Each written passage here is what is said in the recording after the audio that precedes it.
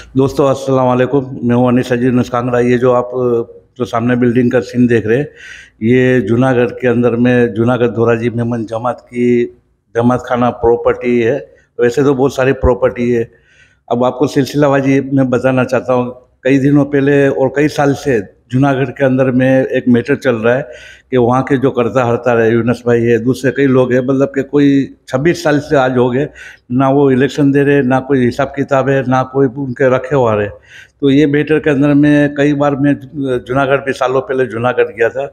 और जूनागढ़ के अंदर में शायद दो मेमन जमात है, एक अभी बनी हुई है छोटी जमात, तीन जमातें हैं। तो ये जो धोराजी मेमन जमात के जो करता हरता है, यूनुस भाई से भी कई साल पहले मैंने बात किया था। अभी कुछ दिन पहले मैंने बात किया तो वो लोग बोल रहे थे कि भाई आप आ जाओ। मैंने उनको दो दो तीन सवाल ही पूछा था कि भाई वहाँ पे जो हम धोराजी छोटे थे, धोराजी के अंदर भी जो न्याज होती थी, तो हम जूनागढ़ जाते थे और वहाँ से पूरी ट्रक भर के जो ब्रास की तांबे की देगे रहती थी, वो देगे और जो थाल बोलते जो सब लोग इकट्ठा बैठ के खाते, वैसे पूरा ट्रक भर के लाते थे। कई लोग वहाँ के जो लोग हैं, वहाँ के जो यंग उम्र के, वो बोलते हैं कि भाई आपने कभी ऐसे बर्तन वगैरह जमात खाने में देखे नहीं है, हमने सुने।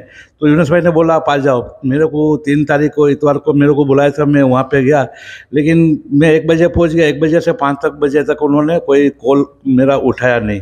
ठीक है, 5:30 बजे उनके जो लड़के हैं, नाम नहीं मालूम या शायद उसने नाम नहीं बताया, उन्होंने कोई खुल्लम खुल्ला बोल दिया कि भाई ना वहाँ की चाबी मिलेगी किसी को देखने का। हम कहाँ चाबी मांग रहे थे, हम तो पब्लिक को दिखाना मांगते थे कि भाई देखो यहाँ पे ऐसा माल वगैरह पड़ा हुआ है। तो उन्होंने देखने से मना कर दिया, दिखाने से मना कर दिया और लीगल की बात कर रहे। अब वहाँ पे जो दूसरी जो प्रॉपर्टियाँ है, कई उनके रिश्तेदार हैं, सब कई लोगों से हमने बात भी किया और कई लोगों को प्रॉपर्टी ऐसे तो समझ में आया कि प्रॉपर्टी अब बिक गई है। हो सकता है कि ये जो आप बिल्डिंग देख रहे हैं, क्या ये बिल्डिंग के अंदर में लाखों रुपये का, अभी देखो ये जो पीछे का सीन मैं दिखा रहा हूँ, क्या यहाँ पे लाखों रुपये का माल महफूज रह सकता है? अब 26 साल से इन लोगों ने इलेक्शन क्यों नहीं दिया? कब्रिस्तान के अंदर में भी बहुत, कब्रिस्तान की मैं बाद में बात बताऊंगा आपको। पहले मैं ये मैं बात सब पब्लिक को बताना चाहता हूँ कि ये जो गुंडागर्दी है, इसमें जो मैंने लास्ट के अंदर में वहाँ पे हबीब पे से बात किया, तो वो जो बोल रहे कि मैं मस्जिद में वहाँ पे ईमान रखते हो कि नहीं? तो ईमान रखने कहाँ पे बात है, सब ईमान वाले ही लोग हैं।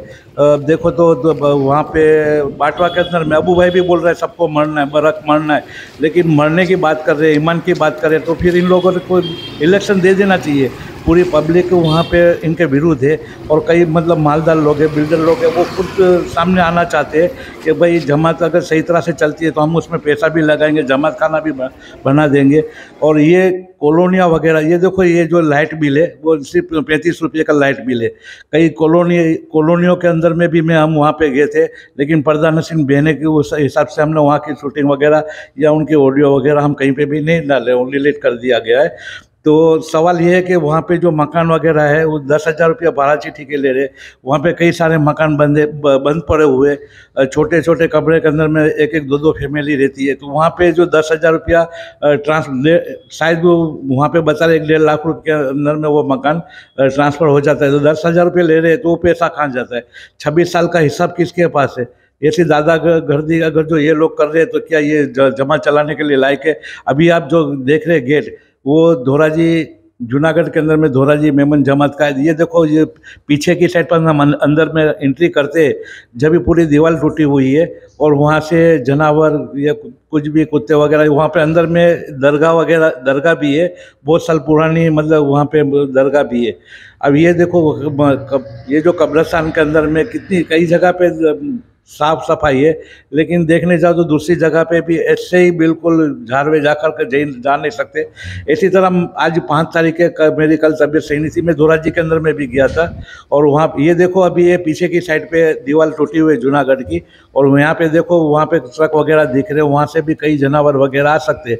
तो धोराजी के भी यही हाल है। धोराजी के अंदर में भी मैं गया था पुराने कब्रिस्तान के अंदर में, तो वहाँ पे तो ऐसी पोजीशन है कि वहाँ पे कोई अंदर में जा ही नहीं सकता।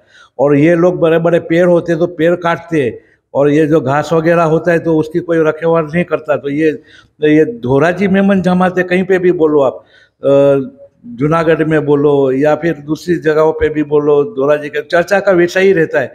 और दोरा जी वाले, मैं सबका तो नहीं बोलता, दोरा जी वाले लगभग शायद सब जगह पे चर्चा में ही रहेंगे। कहीं पे भी गए दोरा जी वाले तो वहाँ पे या तो फिर अल्लाह की केयर आई हुई है। मैं सबका नहीं बोल सकता, और क्यों आती है वो भी मैं नहीं बता सकता। अभी भी दोरा जी के अंदर सूरत के अंदर में भी एक मैटर चला हुआ था, तो वो भी एक चर्चा का विषय था। अभी ये जो भाई हमारे साथ में आए, हमने उसकी ऑडियो डिलीट कर दी। ये दोरा जी के थे रहने वाले और एजुकेटेड है। जूनागढ़ के अंदर में बहुत सारे ऐसे एजुकेटेड लोग हैं, तो जूनागढ़ जमात उनको इन्वर्ट क्यों नहीं करती? 26 साल से क्या उनको डर है? ऐसे यंग उम्र के लोगों को क्यों नहीं लेती? ऐसे बहुत सारे सवाल है। तो ये धोरा जी के रहने वाले थे। यहाँ पे इलेक्शन हुआ था हमीद गोडिल नागो बाबा के समय के अंदर में, तो इन लोगों का नाम है यहाँ से कम ही कर दिया गया है।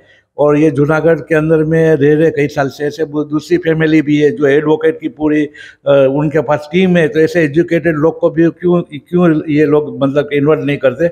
इसी तरह कई जगहों पे, कई गांव के अंदर में 5-5 मेमन, 6-6 मेमन जमातें बनी हुई है। और कहीं पे भी जाओ तो मतलब कि जमातें बनी हुई, चंदा करना है, लेकिन जिसको भी सपोर्ट मिलना चाहिए वैसा सपोर्ट नहीं मिल रहा। तो सब, अगर जो ये मैं तो बोल रहा हूँ कि मेमन जमात ही नहीं होनी चाहिए। अगर जो मेमन जमात है तो ये गरीब लोग परेशान है। अगर जो मेमन जमात नहीं रहती तो गरीब लोग भी परेशान नहीं होते। मैं तो ये सोच रहा हूँ कि सबको मिलके ये जो जमाते के ऊपर ताला लगा देना चाहिए। और मैं भी बोल रहा हूँ कि जमात को ये निकल जाना चाहिए अभी इंशाल्लाह। कुछ दिन के बाद में, रमजान के बाद में, अगर जो धोरा जी मेमन जमात धोरा जी के अंदर में मैं अभी हूँ और चर्चा भी चल रही है। मैंने कलेक्टर साहब के पास भी गया था मैं, और उन लोगों से बात भी किया है कि भाई ये जो गैर कानूनी दुकानें बाटवा वगैरह के अंदर में हो रहा है, तो उन्होंने बोला अगर जल्द आपको काम करना है तो ऑनलाइन आप 2000 रुपया जो रहता है वो फीस भर के पूरी कंप्लेन रखो, तो शायद हो सकता है कि मैं धोरा जी बाटवा वहाँ जो जहाँ पे भी है जूनागढ़, वो मैं लैंड ग्रेबिंग का गुनाह भी दाखिल कर रहा हूँ।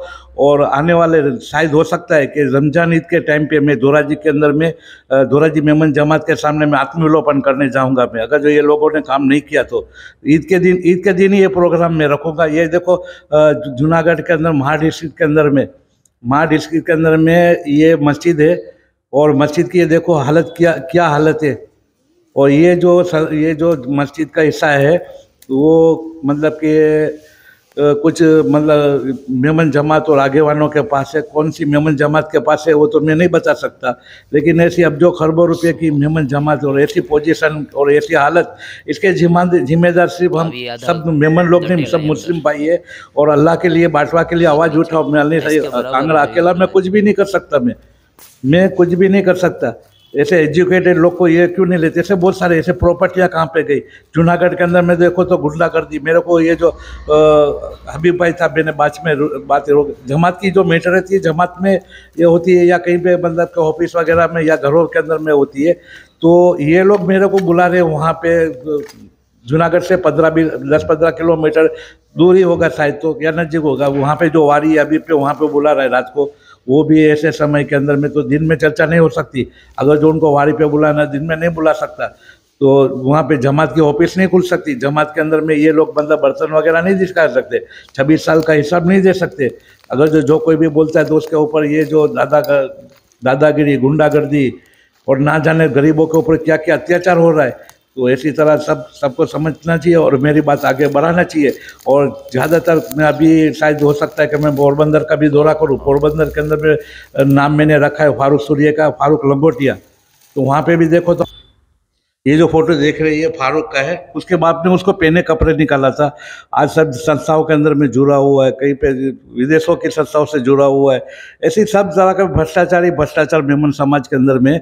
तो मैं तो बोलता हूँ ये जो जितने भी भ्रष्टाचारियाँ हैं उनको तो है ना, जमात से तो क्या सब जगह से उनको दिखाना चाहिए पूरी वर्ल्ड के अंदर में कि ये लोग क्या है। और हो सके तो इन लोगों के थोबड़े काले करो और उसका विरोध करो। और अगर जो जितनी भी हमारी माँ बहनें हैं उनको मैं एक बात बोलता हूँ कि अगर जो जमात वाले सही नहीं समझ रहे तो उसको समझाना, आप भी समझा सकते हो। हमारी माँ बहनें उनके घर के पास ये थाली बेलन लेके जा सकती है और वहाँ पे ये थाली बेलन बजाओ, बाकी सब कुछ मैं संभाल लूँगा। अल्लाह हाफिज़।